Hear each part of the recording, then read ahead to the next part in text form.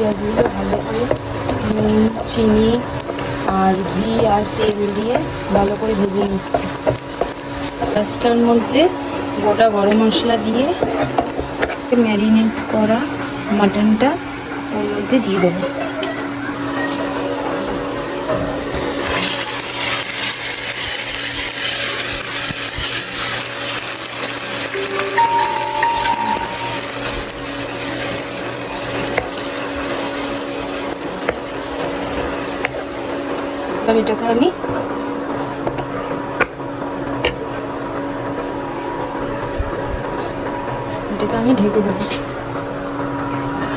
এটাকে আমি ঢেকে দেবো।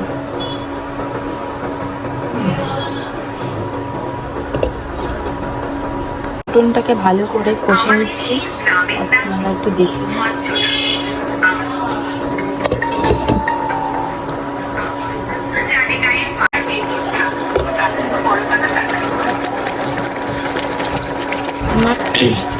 আমার মটনটা তৈরি হয়ে গেছে।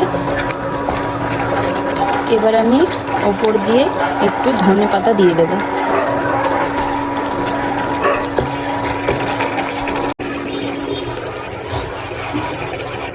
এবার আমি গরম মশলা দিয়ে দিচ্ছি, দিয়ে নামিয়ে নেব।